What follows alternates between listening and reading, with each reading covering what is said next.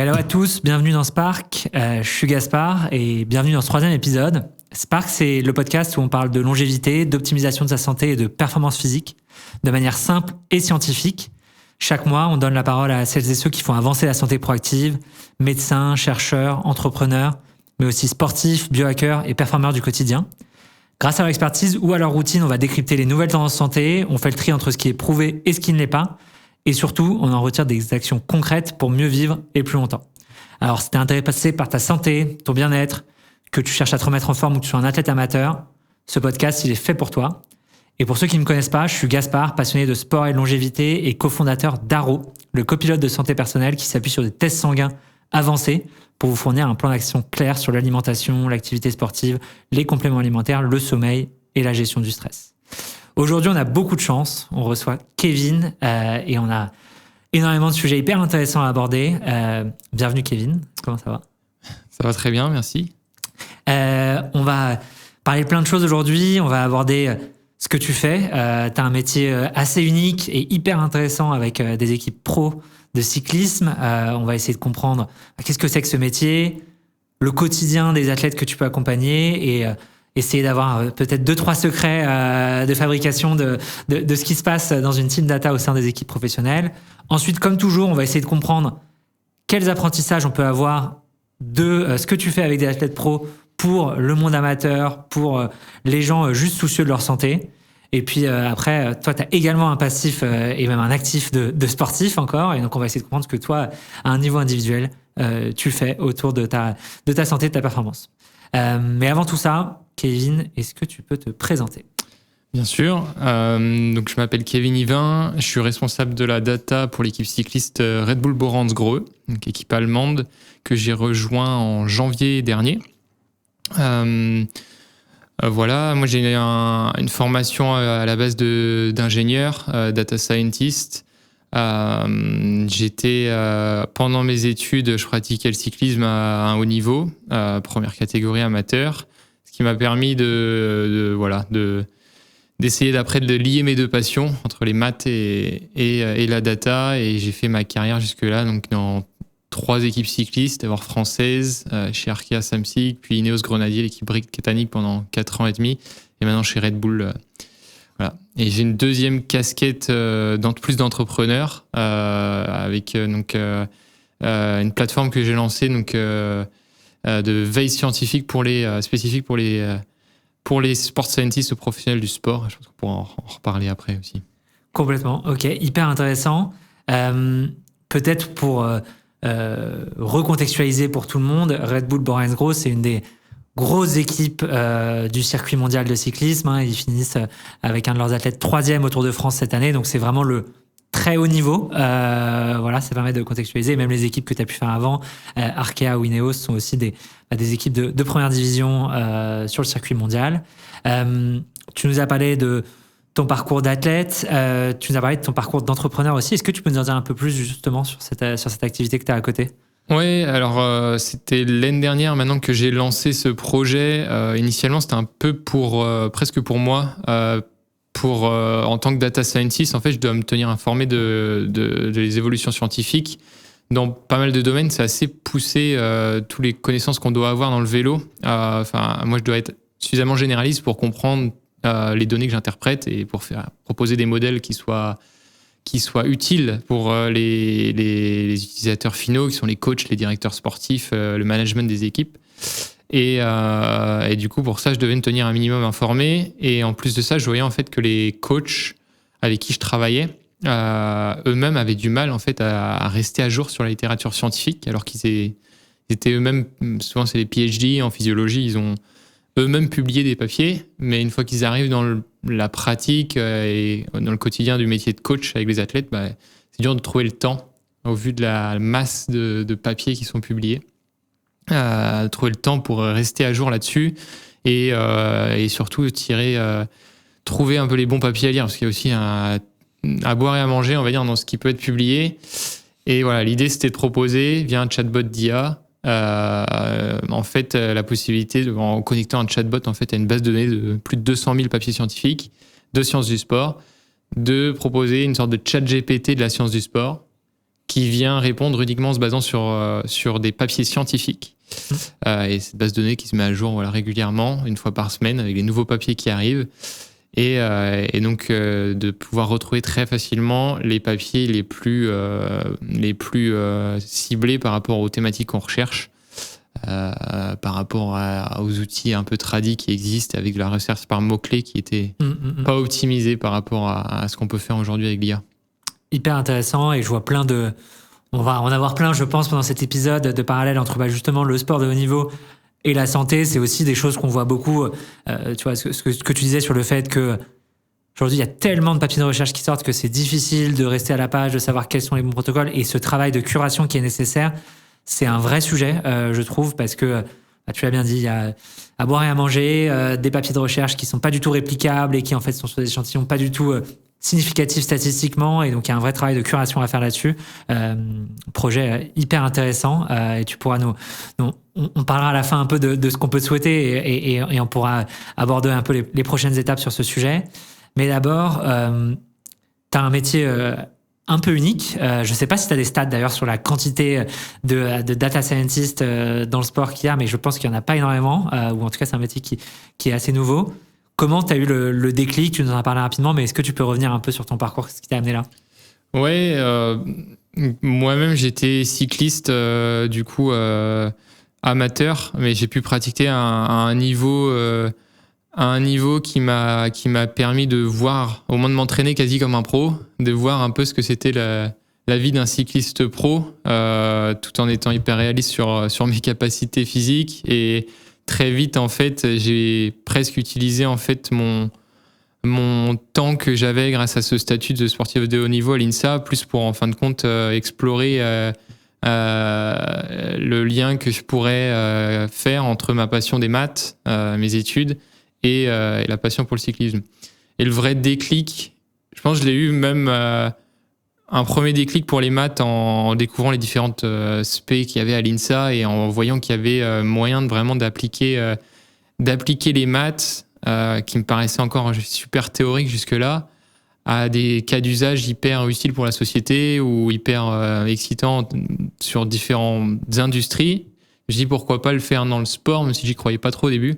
Je pense que le déclic, ça a peut-être été le film Moneyball, Le Stratège en français, où on voit donc ce qui a pu être fait il y a, je sais pas, ça doit faire plus de 20 ans maintenant, dans le baseball.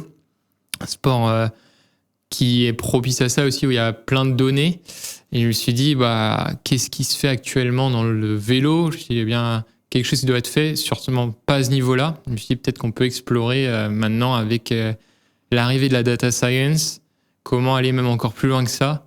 Et voilà, donc je me suis dit, allez, on va essayer juste sur des projets d'abord perso, en appliquant à mes données à l'époque, et essayer de m'amuser avec ça. Et puis un premier stage que j'ai dû faire avec l'équipe s'appelait Fortuneo Samsic à l'époque, qui a bien fonctionné, qui a débouché sur un contrat que j'ai eu avec l'équipe pendant le reste de mes études. Et voilà, de fil en aiguille, de projet en projet, ça a pris, et ça m'a permis d'en faire mon métier. Passionnant. Et super film, Le Stratège, avec Brad Pitt, si je me rappelle, et Jonah Hill, c'est ça? Je recommande vivement, et ça me fait penser à un dernier épisode qu'on a enregistré avec Gaspard de Mona, qui faisait aussi qui mentionnait aussi, alors lui c'était dans le football américain, mais à quel point les équipes et le sport de haut niveau aux États-Unis est vraiment précurseur sur plein de choses, l'utilisation de la donnée, des protocoles de santé, de réhabilitation des blessures, etc., qui sont assez dingues. C'est toujours assez intéressant d'aller regarder ce qui se fait là-bas et de voir comment soit certaines pratiques de la santé, soit certaines pratiques du sport vont évoluer, parce que les enjeux financiers sont tels là-bas qu'ils ont les capacités et l'intérêt d'investir énormément sur ces sujets. Pour rentrer un peu plus dans le détail et permettre aux gens de bien comprendre ce que tu fais aujourd'hui au sein de l'équipe Born&Threw, est-ce que tu peux peut-être d'abord nous faire un peu un zoom sur l'organisation au sein d'une équipe cycliste, les différentes parties prenantes, et peut-être toi, du coup, quel scope tu vas pouvoir couvrir là-dedans, comment tu interagis avec les différents acteurs, les athlètes, les coachs, les nutritionnistes, etc. Ouais, alors pour résumer de manière assez globale, ce que je fais globalement, c'est développer des outils d'aide à la décision sur toutes les thématiques qui touchent à la perf, donc optimiser la performance des coureurs, Ça part de la détection de talents, recruter les futurs talents. Donc ensuite, recrutement aussi de talents confirmés au niveau World Tour. Suivi de l'entraînement, développer des nouveaux outils innovants pour optimiser le suivi de l'entraînement de ces athlètes, la sélection pour les courses, l'analyse après les courses, des analyses plus prédictives pour les futures courses.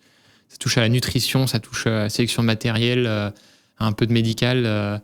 Et voilà à peu près les thématiques qui englobées. Et globalement, moi, c'est vraiment de développer une plateforme data qui regroupe tous ces outils et qui permettent aux différents acteurs de l'équipe, donc ça va être les coachs, les nutritionnistes, médecins, directeurs sportifs et le senior management, d'avoir accès à ces outils pour prendre des décisions plus éclairées sur tous ces aspects de la perf. Et ça fonctionne plutôt avec des demandes du staff qui vont te dire il y a telle épreuve sur le Tour de France, on veut tester l'aérodynamisme de nos vélos et donc on va avoir besoin d'aide sur la data là-dessus, ou c'est plutôt toi qui vas pousser des initiatives et dire bon bah voilà, j'ai identifié dans la data qu'il y a telle ou telle chose qui peuvent jouer sur la perf et qu'il faudrait prendre en compte dans votre strat d'entraînement ou de course ou la sélection d'équipe? Un peu des deux, je dirais plutôt quand même. On est quand même dans une industrie encore où la data est assez peu mature, où il y a très peu, c'est encore très nouveau. Moi, quand je suis arrivé globalement dans l'équipe, là, je suis parti quasiment de zéro en termes de data science. On a créé une plateforme de zéro, donc il y a un besoin d'éducation au début. Et je pense que l'équipe me fait aussi confiance sur les expériences que j'ai pu avoir avant pour proposer d'abord des outils pertinents. Et au fur et à mesure qu'ils voient arriver ces outils, forcément, il y a des idées qui arrivent. Et après, j'interagis avec les coachs, les DS, qui vont me dire hey, que tu pourrais rajouter telle feature. Et après, c'est carrément des propositions d'outils entiers qui arrivent. Mais globalement, j'essaie de trouver un bon compromis entre les deux, où forcément, tu essaies de mettre un max les utilisateurs finaux dans la boucle dès le processus d'idéation, on va dire. Et du coup, en termes de scope, tu nous as dit toute la performance, il y a énormément de choses qui rentrent dedans, du matériel à la santé de l'athlète, sa nutrition, son entraînement. Est-ce qu'il y a t'arriverais à quantifier un peu les scopes sur lesquels tu travailles le plus, à quel point tu vas faire du plan d'entraînement par rapport à de la nutrition, par rapport à du matériel? Toute la partie matérielle, on a d'autres spécialistes pour ça. On a notamment Dan Bigham qui est responsable de l'ingénierie, qui est plus basé sur tout ce qui est modèle basé sur de la physique. Moi, sur la partie data science, mon focus c'est plus autour quand même des coachs, même si les coachs ont déjà des outils commerciaux qu'ils peuvent utiliser, ils savent utiliser eux-mêmes certains outils qui sont plus personnalisables. Donc c'est plus tourné autour des coachs sur la partie plus monitoring de l'entraînement et coach DS sur la partie plus prédictive des courses, qui va servir à la fois pour l'entraînement parce qu'on essaie de prédire en fait ce qu'on appelle les demands of the event. Donc on essaie de prédire les demandes quasi physiologiques des efforts qui seront à produire pour espérer gagner le Tour de France. Et on part du parcours, on prédit ces événements, on prédit ces faits de course, les efforts qu'il y aura à faire en course pour gagner cette course. Et après, ça permet aux entraîneurs d'adapter l'entraînement et de planifier tout en fonction de ça.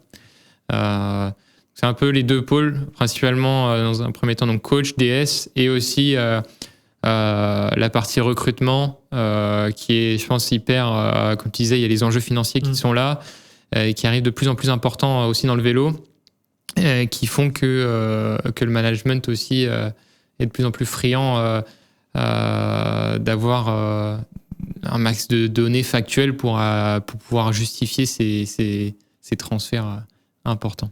Hyper intéressant.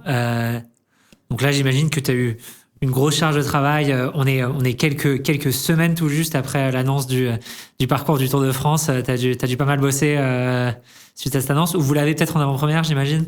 Même pas, non. Enfin, il y a des rumeurs et tout, mais c'est vrai qu'on l'a suffisamment en avance de toute façon pour pouvoir calmement, on va dire, l'analyser. Il y a encore les parcours du Tour d'Italie et de la Vuelta qui doivent arriver pour pouvoir prendre les décisions après sur les affectations des coureurs, même si sur les les leaders, globalement, on sait à peu près où ils vont aller, mais c'est plus après savoir aussi en termes d'entraînement et de stratégie de course, comment pouvoir jouer avec les spécificités du parcours pour optimiser nos performances sur ces grands événements. Hyper intéressant. Et tu nous as parlé justement du fait que tu as développé un outil de veille. Aujourd'hui, à quel point vous itérez, toi et les coachs, sur justement les protocoles, les méthodes d'entraînement en fonction de nouveautés scientifiques et de la recherche? Est-ce que c'est à la marge? Est-ce que c'est voilà, ils ont des connaissances qui sont très ancrées et en fait il faut vraiment des grosses révolutions avant qu'ils puissent changer leur approche? Comment tu vois les coachs s'adapter au progrès scientifique? Ouais, alors cette activité-là, c'est indépendant de ce que je fais pour Red Bull, mais c'est vrai, il y a des coachs de Red Bull bien sûr qui l'utilisent aussi. Comment c'est utilisé? Je dirais c'est majoritairement pour se maintenir à jour donc sur la littérature scientifique. Bien sûr, les protocoles, par exemple, de tests sont inspirés fortement d'études scientifiques où on essaye parfois d'adapter aux réalités du terrain aussi. Donc, ça permet de rester à jour là-dessus, de pouvoir constamment revoir ces protocoles, de rester à jour sur tous les autres aspects aussi, tout ce qui est nutrition, physiologie, etc. Donc voilà, c'est vraiment utilisé dans un but de veille scientifique en général. Et aussi hors contexte Red Bull, aussi beaucoup d'étudiants chercheurs qui eux doivent passer énormément de temps et passent énormément de temps dans leur thèse généralement dans cette revue de littérature qu'ils doivent faire avant de proposer quelque chose de nouveau. Il faut d'abord revoir ce qui a pu être proposé par d'autres chercheurs. Je trouve ça un peu dommage de passer autant de temps parfois à revoir ce qui a déjà été fait, retrouver de l'information. Et du coup, l'idée, c'est que l'outil va leur permettre, au contraire, de se focaliser plutôt sur de la R&D, la partie plus innovante de l'aspect d'une thèse. Hyper intéressant.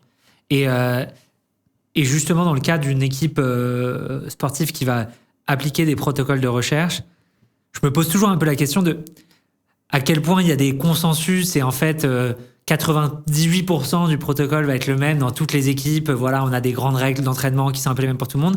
Ou à quel point justement il y a des équipes qui ont des approches très très différentes parce qu'en fait il n'y a pas forcément de consensus scientifique et qu'un papier dit que c'est telle méthode d'entraînement qui prime et l'autre que c'est plutôt celle-ci. C'est quoi un peu ton avis justement sur ce sujet-là? Sur les protocoles de test en particulier, de manière générale, soit sur les tests ou sur l'entraînement, moi je pense... La philosophie d'entraînement. Exactement, je pense par exemple, tu vois, il y a eu beaucoup dans le triathlon d'où je viens, mais qui est aussi vrai beaucoup pour la longévité, si on reprend un peu sur Haro. On a beaucoup parlé de la méthode norvégienne, la pyramide avec le 80-20, de l'endurance fondamentale, de la très haute intensité. Et il y a un peu un consensus là-dessus, mais voilà, curieux de savoir si justement il y a d'autres méthodes d'entraînement, si chacun a des approches très différentes et il n'y en a pas forcément une qui prime. C'est parfois sur certains domaines assez dur de trouver des consensus, même parfois au sein des équipes. Okay. J'ai pu le voir dans toutes les organisations pour lesquelles j'ai pu travailler, ou même sur les définitions des zones d'entraînement. Ça peut être assez compliqué de trouver un consensus au sein des équipes. Ce que je vois, c'est que globalement, les bases restent les mêmes. Okay. Je crois qu'il y a une étude qui vient tout juste de sortir justement sur forme de consensus entre les différents experts mondiaux, les différents coachs sport d'endurance qui globalement ont chacun leur spécificité et les trucs qu'ils peuvent tester et qui sont parfois éphémères et sur lesquels ils peuvent revenir après quelques années, mais les bases globalement restent les mêmes. Et je pourrais les citer globalement, mais je suis pas du tout moi coach ou expert en physiologie, même si j'ai pu côtoyer des experts à ce niveau-là, mais globalement ça va être la répartition entre l'effort de basse intensité et l'effort de très haute intensité qui tourne autour de 80-90% de basse intensité selon les coachs. Ça dépend toujours des définitions aussi des zones, mais voilà, consensus autour de la nécessité de polariser l'entraînement. L'importance de tous les autres aspects autour de la récupération, de la nutrition, etc. Et après, je pense que ce qui a énormément évolué, c'est aussi la capacité à pouvoir monitorer tout ça de manière fine. Parce qu'en fin de compte, ces bases-là que je viens de citer, c'est assez vieux. Les principes d'entraînement qu'on avait même à l'époque où il n'y avait pas de capteur de puissance. Mais maintenant, du coup, avec ces capteurs de puissance, avec les méthodes de monitoring, de testing plus précises, on peut vraiment jouer de manière beaucoup plus fine et individualiser ça de manière encore plus fine et pouvoir vraiment un peu plus maîtriser ce qu'on fait et pouvoir tester plusieurs théories et plusieurs modèles selon l'athlète, quoi.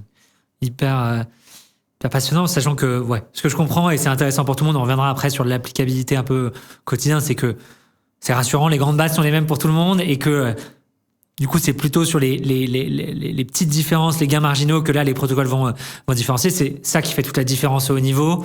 Pour les sportifs amateurs, du coup, c'est pas forcément là où va jouer le plus important, donc c'est intéressant de savoir que les bases sont globalement assez communes.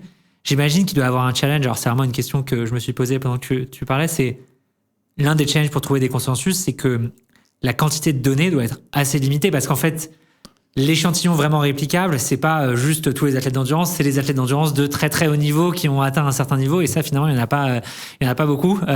Donc réussir à trouver de la data qui soit suffisamment fiable doit pas être évident.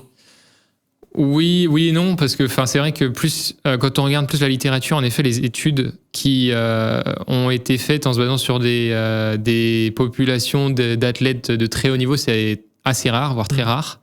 Donc parfois, c'est vrai que du coup, c'est pas forcément réplicable aux athlètes de très haut niveau. À la fois, les quantités de données qu'on collecte à ce niveau-là. Après, c'est pas forcément des études qui sont publiées justement, mais les études qu'on peut faire en interne et justement avec les nouvelles méthodes de data science, plus en mode machine learning, qui permettent de traiter des volumes de données et de tirer parti de volumes de données bien plus importants que comparé à des méthodes parfois traditionnelles en sciences du sport qui peuvent être un peu arriérées quand on voit ça de manière d'un plus data scientist. Les méthodes statistiques qui ont montré leurs limites sont encore utilisées sur des jeux de données, sur des populations du coup qui sont pas forcément adaptées. Je pense qu'il y a une révolution à venir un peu en sciences du sport, justement à ce niveau-là. Okay. Après, la question, c'est comment on fait en sorte que les sport scientists puissent avoir les skills pour utiliser des modèles plus de machine learning, parce que c'est deux métiers différents. Moi, je viens plus du monde de la data science, donc c'est quelque chose auquel je suis plus familier. Mais après, il y a toute l'expertise en sport science qui est aussi très poussée. Donc, comment on arrive à mieux travailler ensemble, je pense, entre data scientist et sport scientist pour proposer des études assez innovantes à ce niveau-là. Je pense que c'est un challenge. Si j'essaie de clarifier pour tout le monde, ce que je comprends, c'est un peu, plutôt que de s'appuyer que sur de l'historique et des données statistiques tangibles, utiliser le machine learning pour faire un peu de la prospective de on a tout ce jeu de data, si on fait évoluer tel facteur ou tel facteur dans tel sens, voilà l'output potentiel qu'on pourrait avoir. C'est un peu ça.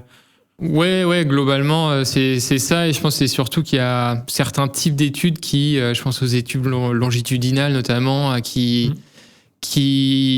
avaient du mal à être traitées de manière fiable du fait que il fallait énormément de données, mais que les algos utilisés traditionnels ne permettent pas vraiment d'aller découpler une grosse quantité de variables et sur des échelles de temps importantes. Donc maintenant, si on utilise ces modèles plus sophistiqués, je pense qu'on va pouvoir aller à décortiquer des problèmes qui jusqu'alors étaient assez compliqués à vraiment sur lesquels c'était assez compliqué d'avancer, quoi.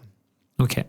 Et du coup, cette donnée, aujourd'hui, c'est quoi les différentes sources que vous utilisez ? Tu nous as parlé de puissance, mais voilà, c'est quoi un peu les gros jeux de données que tu utilises qui vont permettre justement de faire ton travail et d'aider les coachs et les athlètes ? Je dirais que la source principale, on a les données d'entraînement, notamment avec tout ce qui est capteur de puissance. Okay. C'est la grosse différence avec les autres sports où on a cette chance d'avoir ce métrique qui quantifie quasiment directement la performance.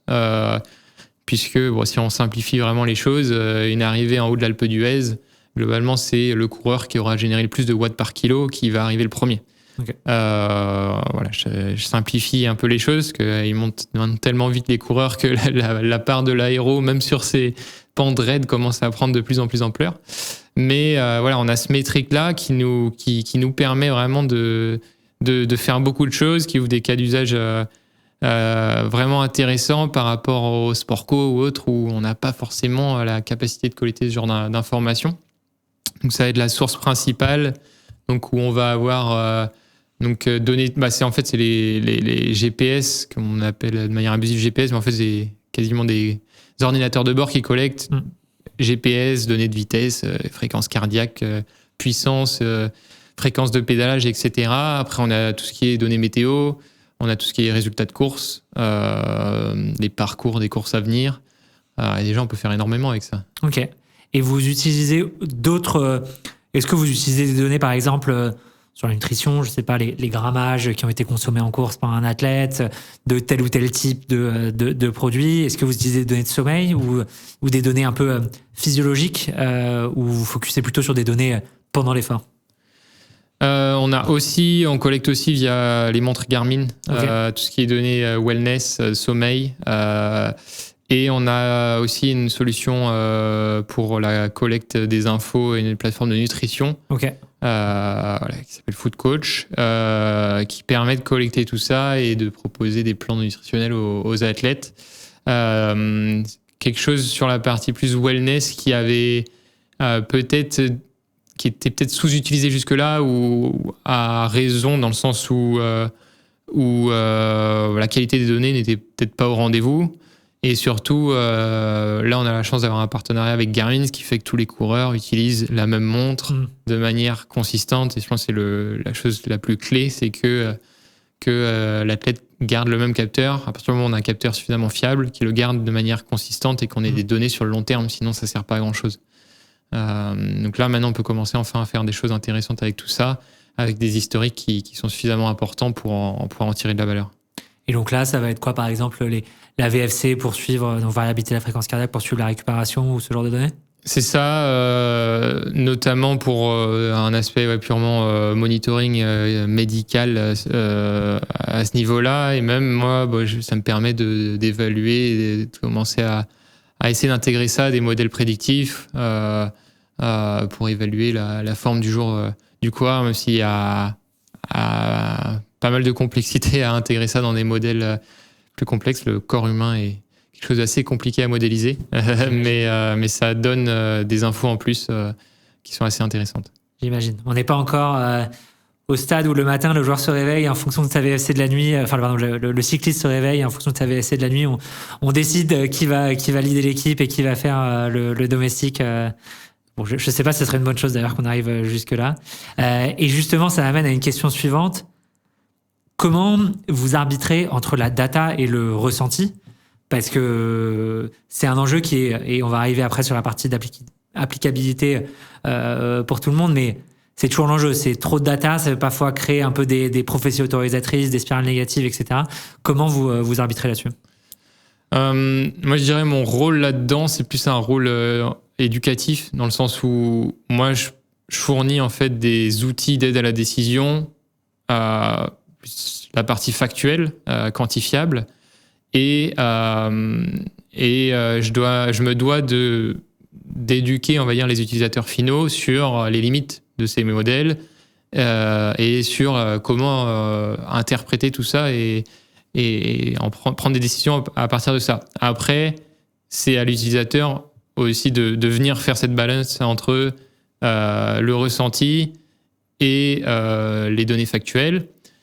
Et je dirais de manière ultime, et c'est peut-être quelque chose qu'on a sous-évalué jusque-là, c'est que c'est à l'athlète lui-même en fait d'être capable aussi de faire cette balance-là entre ce que peuvent dire les outils qu'on peut avoir et ce que va lui transmettre le coach à ce que lui ressent sur le vélo, parce qu'en fin de compte, on a beau avoir l'oreillette, en fin de compte, c'est le coureur qui prend les décisions sur le vélo, et c'est tellement un sport, on va dire, chaotique, le vélo, il y a plein de choses qui sont très dures à prédire, et on a pu le voir pendant le dernier Tour de France, où il y a des situations où c'est au coureur en fait d'être capable de juger sur est-ce que le plan initial est toujours d'actualité du fait qu'il y a eu tel ou tel fait de course. Donc, je pense que c'est aussi on va essayer de plus en plus donner accès à tous les outils à l'athlète, qui soit capable lui-même en fait. Le but, c'est de transférer les connaissances qu'on a, les différents experts qui peuvent être au sein de l'équipe à l'athlète, parce que c'est lui en fin de compte qui doit prendre les décisions finales une fois qu'il est sur le vélo.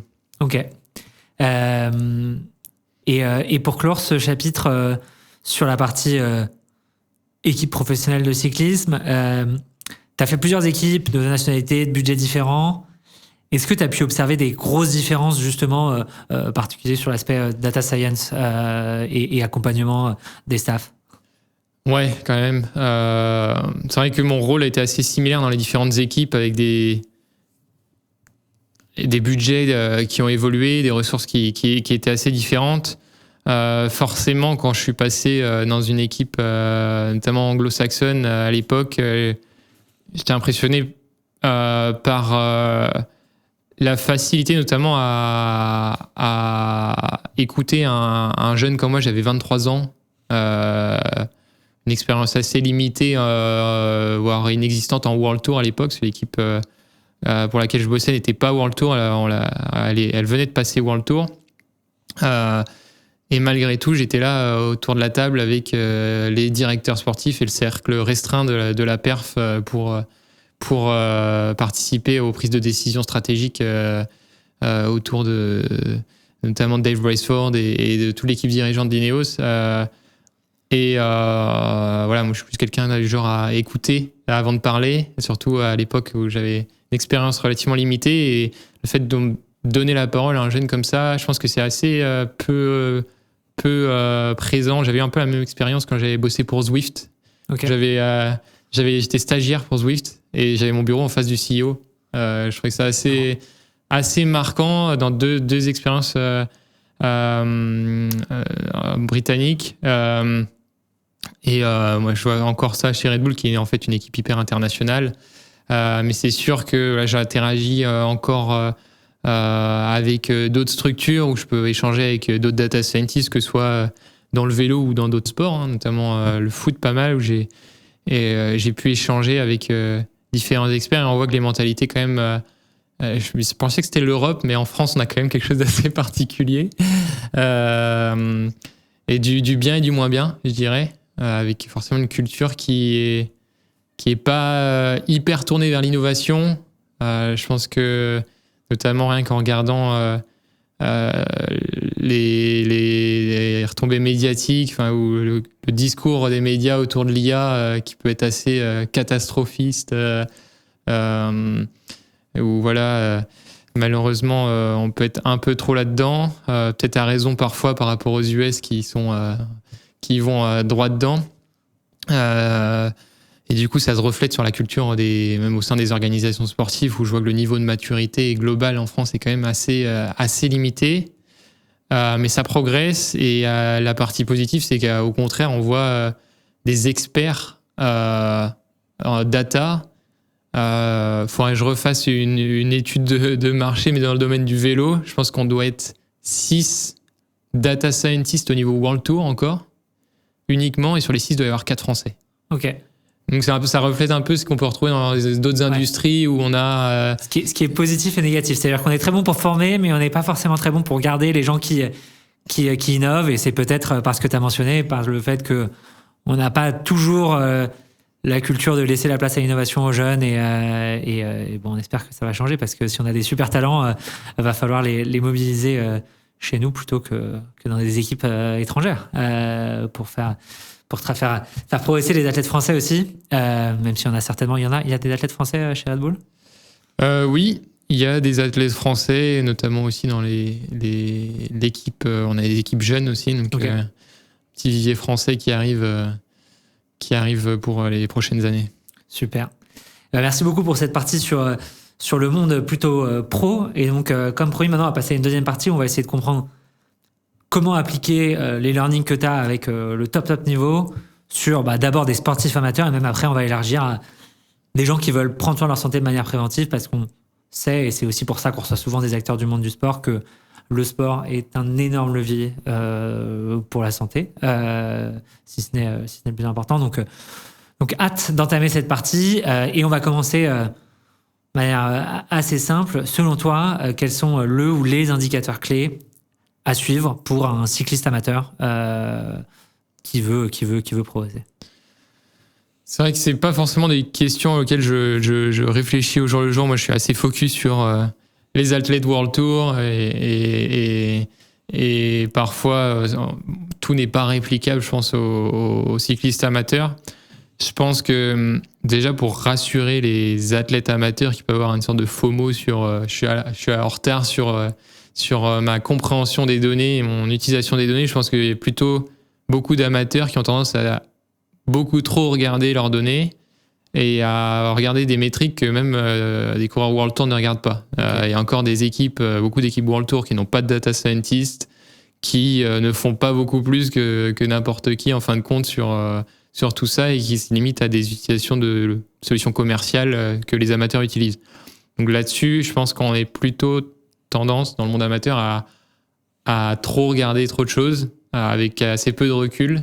Je disais, s'il y a des métriques vraiment sur lesquelles qu'il faut regarder, c'est principalement le volume d'entraînement. Je pense qu'il y a des coureurs qui sont peut-être en train de réfléchir un peu trop sur comment je pourrais rajouter telle méthodologie, l'entraînement de telle star, alors que globalement, il faudrait peut-être juste commencer par augmenter le volume et que c'est seulement après qu'on pourra aller plus sur du spécifique. Donc, traquer le volume d'entraînement, que ce soit en heures d'entraînement et de le faire de manière fiable. Des métriques pour des coureurs un peu plus haut niveau, je dirais, qui peuvent être sous-évalués. Ça peut être tout ce qui est durabilité. Maintenant, dans le haut niveau, ça arrive de manière plus courante, mais c'est en gros ta capacité à performer sur de la fatigue. Ok. C'est-à-dire que c'est typiquement quelque chose que j'avais introduit dans mes projets de détection de talent avec Arkea, où on avait un panel de 650 cyclistes, très bon niveau amateur, et il y a énormément de coureurs qui paraissaient avoir le même niveau que les pros. Moi, j'avais pas forcément l'expertise en sport science, mais de par mon expérience personnelle, je savais que je roulais parfois à l'entraînement avec des pros. Je roulais régulièrement avec un Warren Barguil qui habitait à côté de chez moi, et ça pouvait m'arriver occasionnellement de le battre à une pancarte au sprint. On s'amusait à faire les pancartes à l'entrée des villes, mais je savais très bien que la même année, il était champion de France professionnel en gagnant un sprint sur un petit groupe où moi, j'aurais pris le départ de cette course, j'aurais même pas vu la mi-course, quoi. Okay. C'est cette capacité à produire de la puissance sur de la fatigue qui, pour les courses suffisamment longues, amateurs, ou quand on commence à arriver à un certain niveau où on passe des courses de plus de 3 heures, ou au-delà d'être capable de faire des watts de fou sur un test d'effort sur la fraîcheur, il faut aussi être capable de maintenir cette capacité sur de la fatigue. Et ça, comment tu le suis en tant qu'amateur? Tu regardes en fin d'une séance, je sais pas, puissance versus rythme cardiaque, ce genre de choses? C'est vrai qu'il y a assez peu de plateformes commerciales qui le permettent. Il y a une plateforme française, Vecta, qui a intégré tout ça. Ok.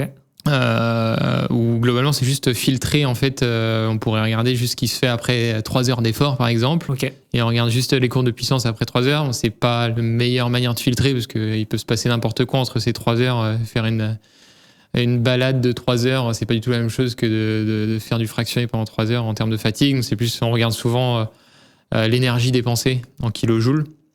On regarde après avoir dépensé 30, 40, 50, 60 kilojoules par kilogramme, quelle est ta perte de puissance en pourcentage?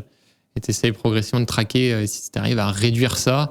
Et est-ce que ta puissance sur la fraîcheur, ta puissance sur la fatigue se rapproche de celle que tu es capable de produire sur la fraîcheur, quoi. Hyper intéressant. Et tu as commencé à réfléchir à une question que j'avais après, qui était justement comment un particulier peut mieux écouter sa donnée sans se perdre, parce qu'on n'a pas tous un data scientist. Tu as répondu en partie en disant que il fallait pas non plus trop se prendre la tête et qu'il y avait des indicateurs simples. Tu nous as ensuite parlé de durabilité, de volume. Est-ce que tu as peut-être un autre conseil du monde professionnel qui peut être un peu applicable à tout le monde et qui est pas forcément hyper mis en avant? Il y a un métrique que j'aime bien regarder, c'est quand même le HRV.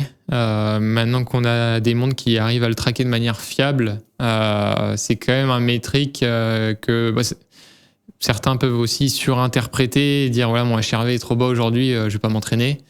Alors je pense que moi je l'utilise au quotidien plus en me disant ok, mon HRV est plus bas que la normale. Je vais redoubler de vigilance sur ma nutrition, mon sommeil, parce que c'est assez corrélé quand même à un risque de tomber malade, notamment, où on le voit aussi dès qu'on prend, moi, dès que je bois 1 ou 2 verres d'alcool, le HRV qui dégringole, et ça permet juste d'être un peu plus vigilant sur ces jours-là et se dire, ok, pas être non plus obsédé par tout faire parfaitement au quotidien, mais de savoir les jours où il faut redoubler de vigilance à ce niveau-là, grâce au HRV, ça peut être un bon métrique à regarder, pas uniquement pour les sportifs d'ailleurs. Et t'es pas le premier à nous parler de ça. Donc HRV, en français, c'est VFC, la variabilité de la fréquence cardiaque, qui peut se capter avec de plus en plus de montres connectées, de bracelets comme Whoop, Oura, enfin bagues comme Oura, etc. permettent de l'avoir. Et en effet, c'est un super indicateur. J'aime bien le répéter à chaque fois que les gens le mentionnent. Il faut surtout le regarder en termes de tendance. Et tu l'as dit, hein, le but, c'est de le regarder dans le temps, plutôt qu'en termes de valeur absolue, parce que la valeur absolue est très dépendante de l'outil qu'on utilise, de chacun, et c'est plutôt cohérent de suivre les évolutions.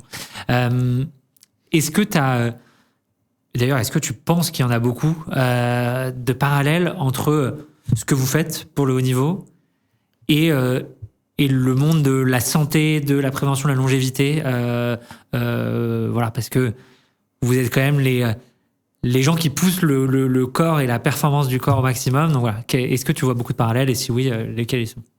C'est clair qu'il y en a. Je pense qu'il y a énormément de la recherche en sciences du sport, comme tu dis, qui vient un peu chercher les limites du corps humain, plutôt du bon côté du terme, même si le sport de niveau, je sais pas si c'est ce qu'il y a de plus sain, on va dire, parce qu'on joue avec les limites, et si on passe du mauvais côté de la limite, je pense qu'on peut plutôt détériorer, on va dire, son corps. Et je pense que c'est justement quand même les athlètes qui sont du bon côté de cette limite et qui arrivent à bien la gérer, qui eux en fait c'est quasiment un laboratoire à ciel ouvert, le monde du sport, où les métabolismes de ces athlètes-là, tu peux utiliser ça au niveau cellulaire, de la mitochondrie, tu vois, c'est un peu le cas d'usage de la cellule parfaite, du fonctionnement optimal, presque suboptimal, et ce qui est notamment utilisé pour la recherche pour le cancer parfois, où on voit, ok, qu'est-ce qu'une cellule parfaite, et voilà une cellule qui ne fonctionne pas, et essayer de comparer les deux, et essayer de comprendre, soit pour trouver un traitement ou une méthode pour faire en sorte que, voilà, de trouver des solutions pour des maladies très graves.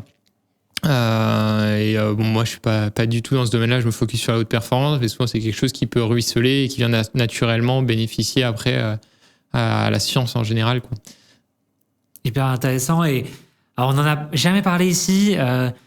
T'es pas physiologiste, donc tu me dis si jamais c'est pas forcément un sujet sur lequel t'es à l'aise de le décrypter, mais est-ce que tu serais capable en quelques mots d'expliquer ce que c'est que les mitochondries? On parle souvent c'est la centrale d'énergie du corps humain, mais est-ce que tu peux nous expliquer un peu en quelques mots, parce que c'est un sujet passionnant qu'on n'a pas forcément encore abordé ici, et qui est considéré aujourd'hui comme l'un des sujets les plus importants pour la longévité, le soin de certaines maladies, etc.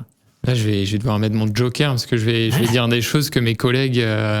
j'aime pas trop parler des choses dont je suis pas expert. J'ai un ancien collègue, Heitor Viribay, qui est espagnol, qui est vraiment très pointu en termes de physiologie. Si tu souhaites internationaliser ton podcast, tu pourrais l'interroger.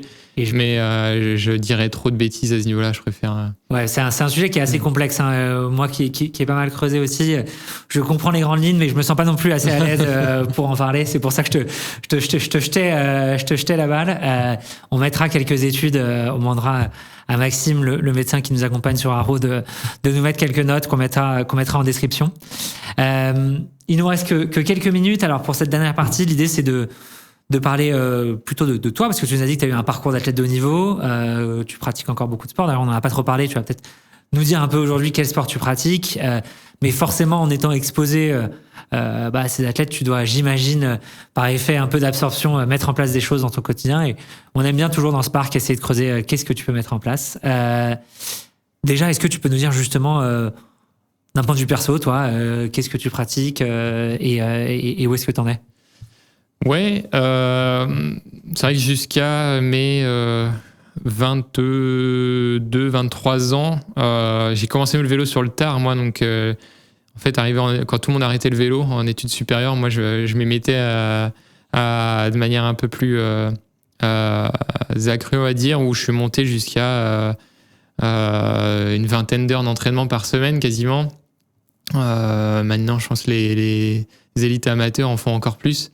Mais du coup, c'est vrai que moi, j'ai progressivement diminué une fois que je me suis consacré plus à ma carrière pro. Et j'ai progressivement, du coup, inséré plus de course à pied pour des raisons purement de gestion de mon temps. Parce que c'est vrai que le vélo, c'est justement la différence avec les autres sports. C'est aussi qu'on peut accumuler des heures d'entraînement assez énormes. Ce qui me permet maintenant d'avoir aussi un bagage d'endurance assez important en course à pied. Mais typiquement, là, je suis capé en course à pied à pouvoir faire que quelques heures, monter à 75 bornes par semaine. Mais du coup, ça me permet de retrouver un sport maintenant où j'essaye de varier du coup entre vélo, course à pied, avec plus des objectifs en termes de compète où j'ai fait un marathon par an ces 4 dernières années, où ça me permet de retrouver un sport assez différent sur l'approche, même si physiologiquement des choses très similaires, et de garder du plaisir à découvrir un sport où je peux progresser à nouveau. Et est-ce qu'il y a des choses, toi qui as tous les secrets de fabrication, entre guillemets, est-ce qu'il y a des choses que tu appliques de chez les pros pour ton quotidien? Ou est-ce que justement la data c'est trop le travail et du coup toi dans ta pratique perso tu la laisses de côté? Ouais, bah c'est marrant parce qu'à l'époque où j'étais à mon meilleur niveau, on va dire en cyclisme, peut-être que j'appliquais moins ce que je savais. Bon, j'en savais aussi beaucoup moins à l'époque. Énormément de choses qui ont changé. Je pense notamment à la nutrition, où à l'époque le standard, vous voyez Team Sky qui bossait beaucoup sur les régimes cétoniques où on s'affamait presque à l'entraînement, à ne pas manger pendant 2 heures, 2 heures et demie et entraîner son corps à taper dans les graisses. Et c'est tout l'inverse où on consomme au contraire beaucoup plus à l'entraînement. Donc je fais presque mieux les choses du coup maintenant, carrément en mangeant beaucoup plus à l'entraînement, ce qui a résolu pas mal j'avais du mal à gérer mon poids à l'époque parce qu'en fait je rentrais affamé de ma sortie de vélo, je me faisais des repas monstrueux, j'avais toujours faim après, alors que maintenant le fait de beaucoup plus manger à l'entraînement me permet d'arriver en étant beaucoup plus prêt à me cuisiner quelque chose de sain. Je pense que je fais beaucoup plus attention qu'avant, même sur les boissons de récup. Peut-être c'est possible parce que j'étais étudiant à l'époque, j'avais pas forcément le budget pour investir dans tout ce qui est nutrition sportive, du moins que sur les moments clés peut-être avant les compètes. Je pense que je fais beaucoup plus gaffe à mon sommeil aussi maintenant. Pareil, bon, la vie étudiante n'aide pas à normaliser les heures de sommeil. L'alcool, pareil. Je dois beaucoup. On reste sur les mêmes thématiques. Je pense que la vie étudiante n'aide pas généralement mais je pense que je l'applique d'une manière avec un objectif différent, puisque du coup, j'ai pas forcément des objectifs en termes de compète sportive, un marathon de temps en temps, mais aussi même en tant qu'entrepreneur, pour pouvoir mener à bien, j'ai quand même de projets aussi en parallèle. Donc, juste d'avoir un sommeil au top et de faire les choses aussi bien que possible en termes de nutrition me permettent de rester efficace aussi. Et je le vois que voilà, ça m'a permis de gagner en efficacité au quotidien. C'est marrant parce que du coup tu mentionnes et ça fait écho aux questions que j'allais te poser. Tu mentionnes sur les choses que tu appliques des pros, pas mal d'éléments en fait qui sont en dehors de la pratique même du sport et qui sont plus autour de la nutrition, du sommeil, de la récupération. Et c'est vraiment intéressant parce que c'est des leviers qui sont essentiels, souvent pas assez priorisés par les gens parce qu'on pense que c'est juste à l'entraînement que ça se passe, alors qu'en fait beaucoup du progrès se passe à côté. Et c'est vrai dans le sport, c'est vrai dans la santé aussi. Et peut-être du coup en quelques mots rapides, parce qu'après on va passer rapidement sur la dernière section qui est un peu le closing. Mais est-ce que tu as justement peut-être un conseil nutrition ou complément ou une routine? Et pareil sur le sommeil, vu que tu m'as dit que c'était des sujets que tu priorisais maintenant. Je pense que le sommeil, c'est assez bien documenté, où il y a des règles assez basiques, heure de coucher, heure de lever régulière, noir complet. Je pense que c'est assez poussé ça dans le vélo. Où on peut voir, on a souvent quelqu'un dans les équipes qui est chargé d'aller aux hôtels, parce que les coureurs changent d'hôtel toutes les nuits pour une course comme le Tour de France. Quelqu'un est chargé d'aller aux hôtels pour vérifier que on peut faire le noir complet dans les chambres, qu'il n'y a pas de moquette pour éviter tout ce qui est type d'allergie, changer les matelas, les oreillers tous les jours pour que les athlètes dorment sur les mêmes matelas. Donc, parce que bon, c'est pas forcément des choses que tout le monde peut faire au quotidien. Bon, tout le monde ne change pas d'hôtel normalement au quotidien. Mais sinon, en termes de nutrition, moi, je suis un peu un gourou en ce moment des oméga 3. Okay. J'ai pas 36 suppléments que je prends. J'aime bien limiter tout ça. Mais s'il y en a un que je trouve qui peut être sous-coté encore en France, qui peut être la cause de pas mal de maux en général, c'est les carences en oméga 3 que je le prends de manière quasi quotidienne maintenant, que ce soit pour l'aspect physique mais aussi et même pour la santé du cerveau. Je trouve que c'est hyper utile. Voilà ce que j'ai en tête. Ouais, les oméga 3, c'est vrai qu'il y a de plus en plus d'études qui le montrent. C'est un levier. Historiquement, on en parlait beaucoup pour la santé cardiovasculaire. Hein. Ça peut être un vrai facteur pour limiter justement les risques cardiovasculaires. Mais en effet, tu l'as très bien dit, il y a des études qui montrent à court terme, ça c'est toujours en train d'être démontré, l'impact sur les capacités cognitives, etc. Mais par contre, à long terme, il y a de plus en plus de papiers qui sortent sur l'impact sur les dégénérescences, les maladies neurodégénératives, etc. Donc voilà, de toute façon, c'est en plus très safe, plutôt très safe comme complément, parce que très bien documenté. Souvent, c'est des huiles de poisson ou des choses comme ça. Donc c'est ça. Donc ouais, super complément. Je prends également. Il nous reste quelques minutes. 2 questions pour finir. La première, un peu sur le futur. Forcément, tu es dans un secteur qui est hyper innovant. Qu'est-ce que tu vois comme grosse innovation dans la data autour de la santé, de la performance, qui pourrait avoir de l'impact si on pense à 5, mais voire même à 10 ans? Comme je disais précédemment, je pense que le corps humain est extrêmement compliqué à modéliser. Qu'on est encore en train d'essayer de faire un modèle qui modélise une partie du corps humain par-ci, une partie de la physiologie par-là. Dans le vélo, en plus, on a des modèles, notamment pour tout ce qui est chrono, où on essaye de modéliser la partie physiologique de l'athlète, mais aussi la partie plus aérodynamique pour essayer de maximiser l'utilisation de l'énergie du coureur au cours d'un contre-la-montre pour qu'il finisse le chrono en un temps le plus limité possible. Et c'est vrai que on peut vite arriver à des usines à gaz en termes de modélisation pour prendre en considération tous ces aspects-là. Et on commence à être limité là-dedans, enfin, ça a toujours été. Et on voit arriver, et il y a une actualité très très récente. On a vu justement le chercheur français Yann Lequin qui quitte Meta pour lancer sa start-up sur les Worlds Models, qu'il appelle ça, où c'est j'ai pas d'expertise là-dedans, mais on est globalement sur des modèles d'intelligence artificielle dans lesquels on arrive à injecter la compréhension de la physique pour imaginer l'appliquer à de la physiologie, etc., pour un peu mêler l'ancien de la modélisation un peu à l'ancienne avec des équations physiques, physiologiques, etc., à l'innovation de l'IA pour aller sur des modèles qui vont aller bien plus loin et nous permettre de comprendre le corps humain un peu dans son entièreté. Je pense que c'est quelque chose qui va arriver et qui pourra vraiment révolutionner. Ouais, dans la santé, on en entend beaucoup parler justement aussi de cette notion de digital twin, parfois où justement le jour où on arriverait à très modéliser ce qu'on ne sait pas très bien faire, pourrait modéliser des corps, mieux comprendre en effet si je fais telle action, par exemple fumer, évidemment c'est bien documenté, on sait quel est l'impact, mais fumer X cigarettes à tel âge, quel va être l'impact sur mes poumons pendant X années, etc.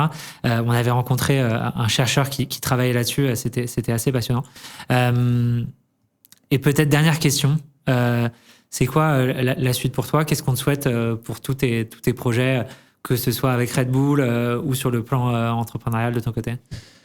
Personnellement, là, je suis arrivé récemment chez Red Bull, donc l'idée c'est vraiment d'aller au bout de ce projet en allant au plus loin possible et utiliser au max les ressources de Red Bull. L'intérêt de Red Bull aussi, c'est que c'est une organisation multisport, donc L'idée pour moi, c'est aussi d'apprendre des autres sports. C'est pour ça que j'ai rejoint le groupe aussi, pour apprendre des autres sports, découvrir ce qui peut être fait dans des sports notamment où il y a plus de moyens, pour l'appliquer au cyclisme. Et sur la partie entrepreneuriale, c'est sûr que là, pour le moment, c'est quelque chose que je fais qui sur le côté, qui commence à prendre de plus en plus de place et qui à terme est quelque chose qui m'excite vraiment et qui me titille, où je sais que ça prendra une part beaucoup plus importante à l'avenir. Chaque chose en son temps. Si vous êtes intéressé par la veille sur les papiers de recherche autour de la science du sport, on mettra les infos. Ton profil LinkedIn, c'est peut-être le plus simple. Ouais, le profil Kevin LinkedIn pour et le site, du coup, c'est sportscienceai.com. Voilà. Il y aura le lien sur mon profil LinkedIn. Et il y a pas mal d'évolutions qui arrivent. J'ai eu le soutien de la BPI récemment aussi, donc sur ce projet-là, qui me permet de faire évoluer la solution rapidement, et des projets assez sympas là-dessus à venir. Génial. Et en tout cas, merci beaucoup, Kevin, d'être venu, de nous avoir raconté tout ça. C'était passionnant. Et puis, je vous souhaite à tous une très bonne journée. Je ne sais pas quand vous nous écoutez, mais à très vite dans Spark. N'oubliez pas de vous abonner, de mettre un commentaire, ça nous aide énormément. Et puis à bientôt. Merci à toi.